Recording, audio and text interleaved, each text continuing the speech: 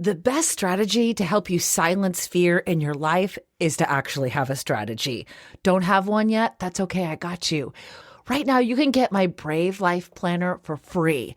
Just go to getyourbraveon.info and you can download my morning boot up routine that helps you focus on what you're grateful for, develop strategies and pathways to achieve your goals, and it helps you pick one brave thing a day to do so you don't get so overwhelmed.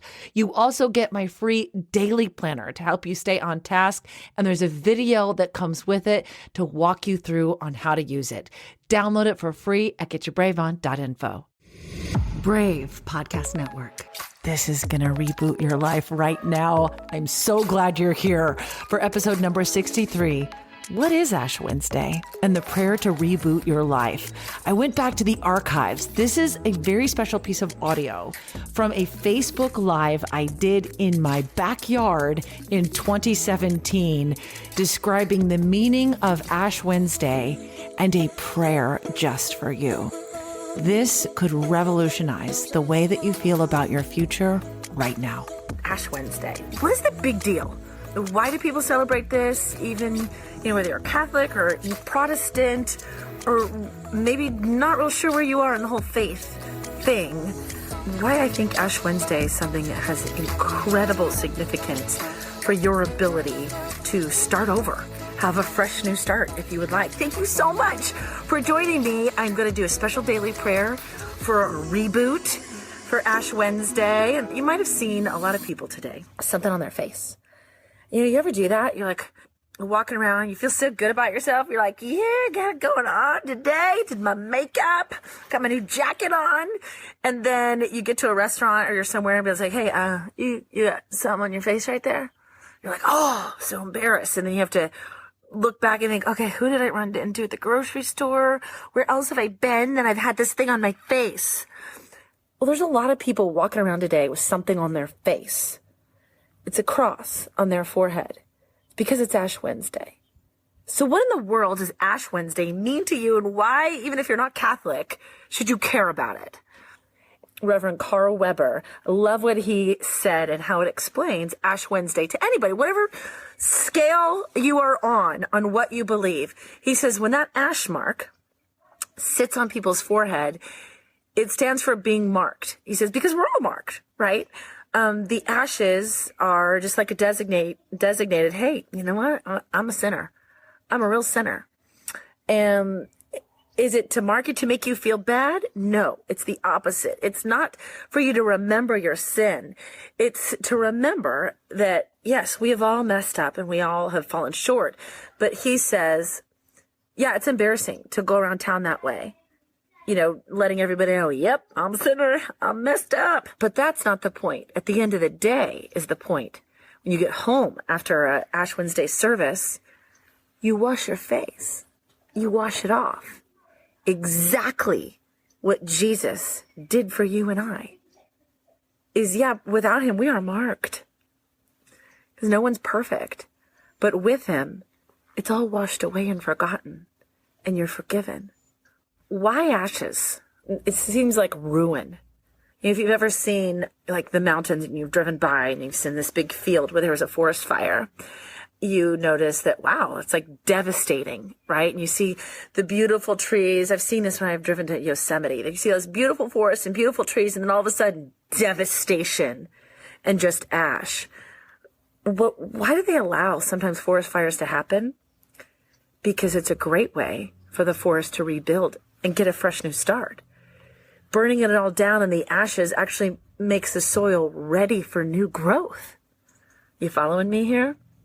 The ashes symbolize the fresh new start that you can have at any moment, at any point in your life, when you decide, you know what? Yeah, I believe in you, Jesus. And I realize I need you because without you, I'm marked. What else does God do with ashes? He grows things out of them, right? Just like that forest fire, just that the devastation. He uses ashes to grow fresh vegetables, fresh plants, new growth. He lifts people out of the ashes. He unfairly accepts them in exchange for beauty. He says, I'll give you beauty for the ashes of your life. If you feel like your life is in a pile of ashes, I remember feeling like that when I became a single mom. Suddenly, in like an instant, in a day, I felt like I was in a pit of ashes, and just life as I knew it just kind of burned down to the ground. But God promised that if I was willing to give that mess to him that had been created, that he would turn it into something beautiful. Welcome to my beautiful. I've been able to relocate, get a home for my children. I had nothing.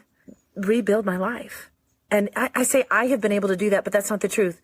God was able to do it, because people say, how did you do that? It's because I trusted God. I gave him my ashes and he turned it into something beautiful. Is it perfect? No, nothing's ever perfect. Is it hard? Yes, but nothing good ever came from easy. So I choose hard. I choose challenging, because at the end of all of that is beauty. Beauty for all of your ashes. Problem is, some of us, we just hold on to it and we want to keep it a secret. We don't want anybody to know that we've got a mess that's going on. So we just pretend to be something we're not. Pretend perfection. I'm sick of that. I'm too old for that now. I just am honest and say, you know what? That was a mistake. So God, I know I can't fix this on my own, no matter how hard I try. But what I'm going to do is I'm going to give it to you. Here's my ashes. Please make them beautiful. And what else does God say he does with ashes? Oh, what about the story about when he spits in ashes? Jesus does, and he makes this mud and he wipes it on the eyes of a blind man to give him sight. He can use the ashes to give you a fresh new outlook on your life. Isn't that the truth too? I remember thinking everything was just amazing. I had the so-called perfect family, the perfect little job. I got to just have a little part-time job, like as pretty much a stay-at-home mom. And it all looked great. And then everything fell down in ashes in an instant. And God used the ashes to open up my eyes to see what he really wanted out of my life and how he wanted to use me. And he didn't want me just kind of like on, I don't know, like cruise mode. No. He wants to challenge you. He wants you to grow. He wants you to take things that become ashes and he wants to wipe them through your eyes and open up your eyes so you can live to your full potential. Life is art. It's an adventure. It's not supposed to, I'm over easy. I'm over easy. Sound like I'm over things being easy because I've learned there's such beauty from the challenge. There's such beauty when he opens up your eyes. That's the other thing that God has done with ashes. What else? He's used ashes to breathe new life. If you find yourself in a pit full of ashes, I think that's a fantastic place to be. Great place to be. Because that means you get a fresh new start, right? It means you can, okay, I'm going to wipe it off of my face. I'm going to wipe it out of my life. I'm going to give it to you, God, so you can build something new and amazing. And I am telling you, my friends, this is what he can build for you. Should you allow him to do it, he will create something even more beautiful than you had before. Promise. And that's what they do when you see those forest fires. When the forest has been turned in just to ashes, this beautiful place, new growth, more growth, healthier trees.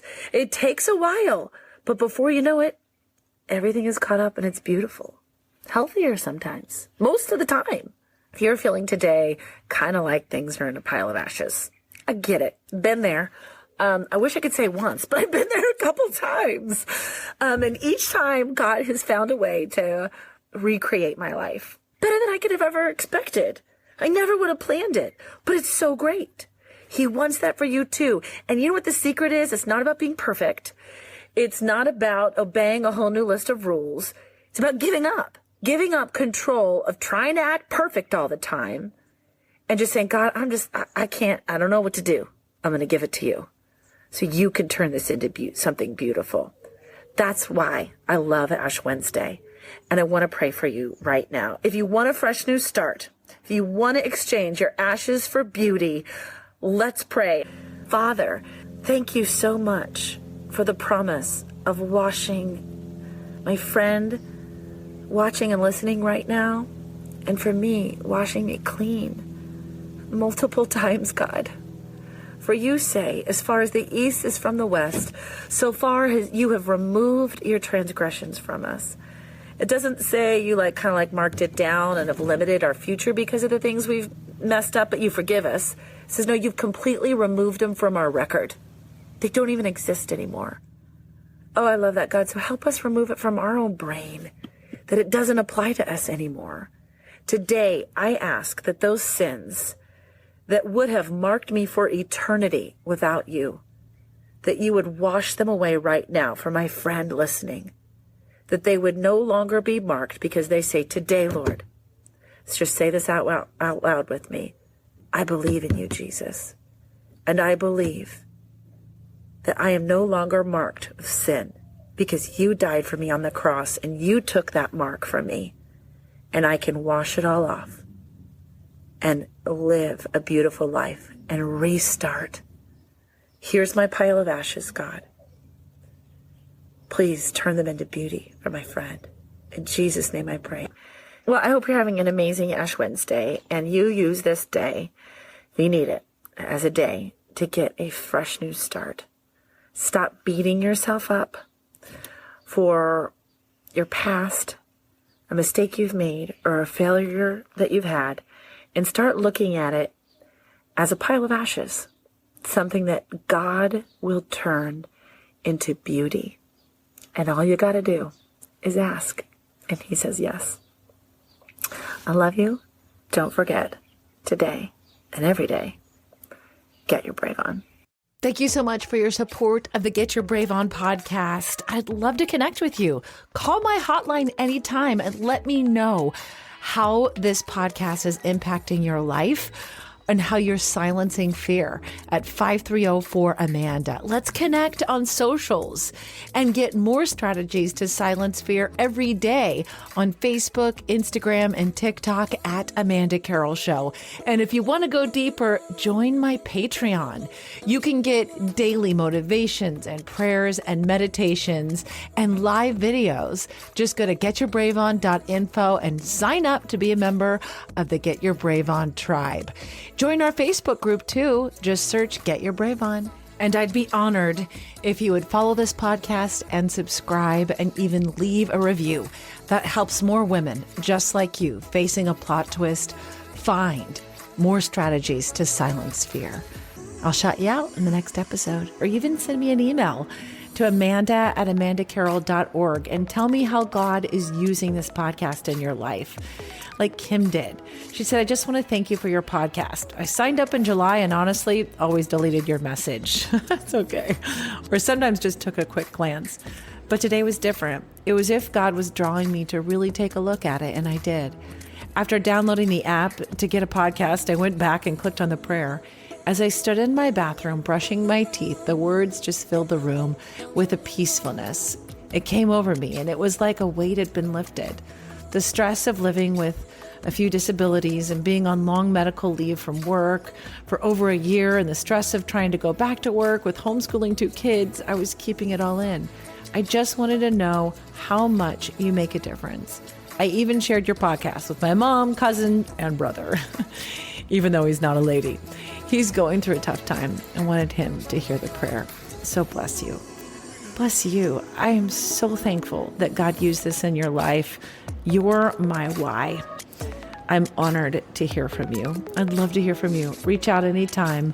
All the links are in the show notes. And I love the idea of you listening to the episodes while you're brushing your teeth. I actually think it's perfect. Start your day with me. So just make sure you follow the podcast so you don't miss an episode. Get your brave on.